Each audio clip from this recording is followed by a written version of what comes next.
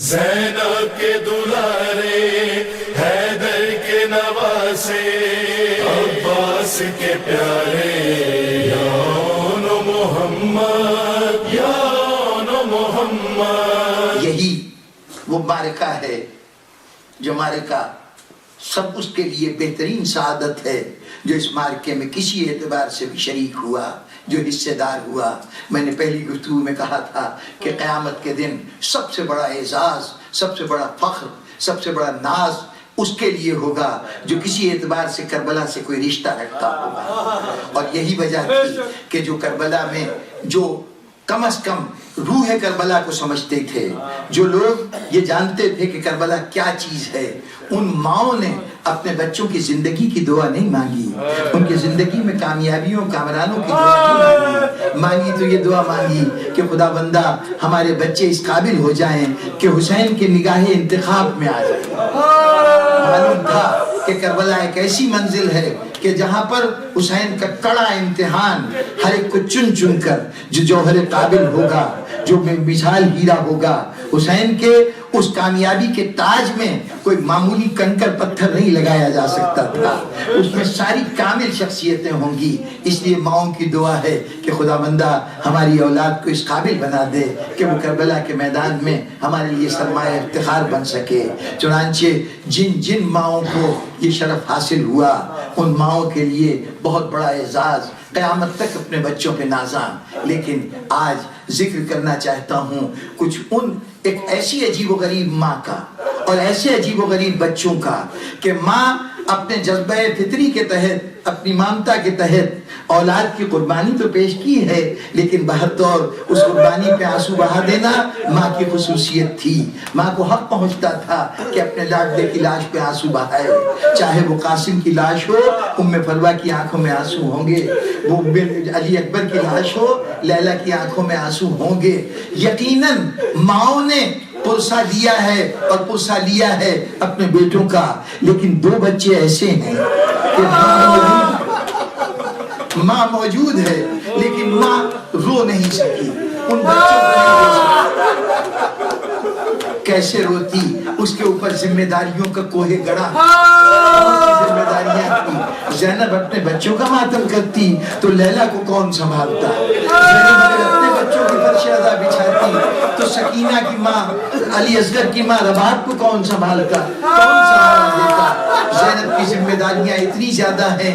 پھر زینب پہ ایک اور ذمہ داری ہے، اوروں کے بچے آئے، اور ماؤں کے بچے آئے تو کوئی حسین کا بھانجا بھتیجا بن کے آیا، کوئی بیٹا بن کے آیا، کوئی حسین کا ساتھیوں کی اولاد بن کے آیا، یہ سمجھ کے آیا کہ میں راہ حق میں قربانی دینے جا رہا ہوں۔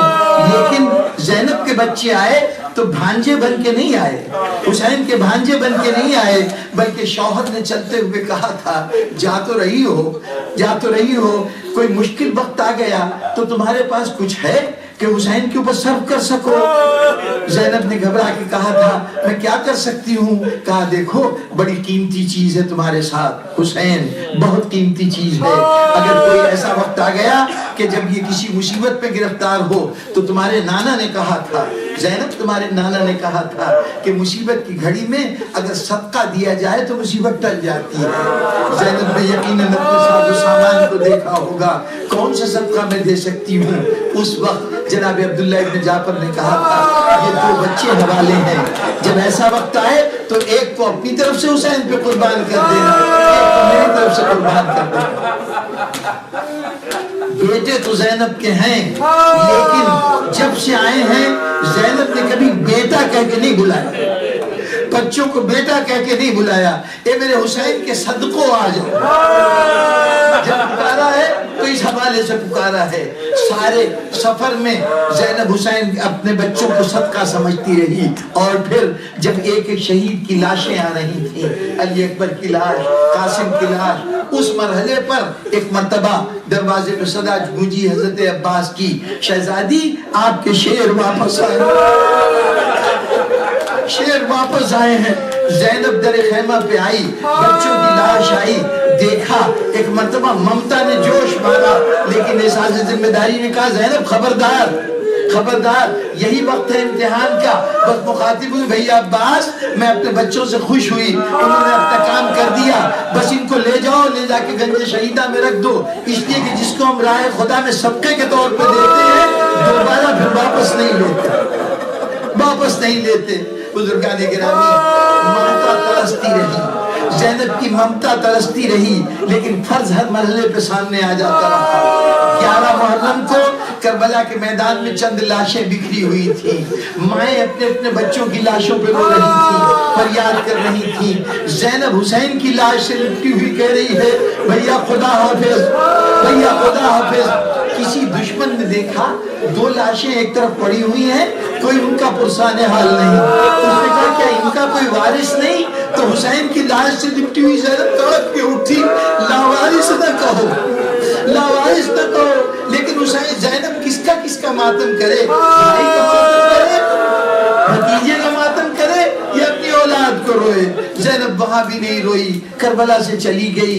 ایک موقع آیا دمشق میں, جب ایک وقت آیا جب کٹے ہوئے سر واپس ملنے شروع ہوئے, اس موقع پر بھی سب بیویوں نے آگے بڑھ بڑھ کے سروں کو سینے سے لگایا. کسی نے علی اکبر کے سینے کو, کسی نے قاسم کے سینے کو, سب کو سینے سے لگاتے رہے. اس مرحلے پر پھر 2 سر آئے, کوئی لینے والا نہیں. کیا کرے زینب, بھائی کے سر کو سینے سے لگائے بیٹھی ہے. بزرگان گرامی, زینب نہیں روئی بچوں کو, نہیں ماتم کیا بچوں کا, اپنی ممتا کے احساس کو کچلتی رہی. یہ نہیں کہ زینب شقی القلب تھی نعوذ باللہ, اس کے دل میں بچوں کے لیے محبت نہیں تھی, نہیں, یہ ناممکن ہے. یہ فطرت کے کامل ترین نمونے ہیں. کربلا میں جو ہیں وہ ہیومن نیچر کے کامل ترین نمونے ہیں, اور ہیومن نیچر میں ماں کے دل میں اولاد کی محبت ہوتی ہے, لیکن یہ احساس فرض ہے, یہ پرائرٹیز کا معاملہ ہے کہ زینب کے نزدیک اس وقت ذمہ داریاں کچھ اور ہیں. سارا کربلا ہو گیا, زینب نے بچوں کی طرف توجہ نہیں دی. کربلا سے واپس مدینے آ گئی, مدینے تک پہنچنے تک بچوں کی طرف دھیان نہیں. قبر رسول پہ گئی, اہل بیت سے ملاقات کی. اس کے بعد اب جب گھر پہنچی ہے تو ذمہ داریاں ختم ہو گئی, ذمہ داریاں ختم ہو گئی. اب ممتا بیدار ہوئی, کسی کونے میں کسی بچے کا پیرا نظر آیا, زینب لپٹ گئی, میرے بچوں تمہیں میں رو نہیں سکی,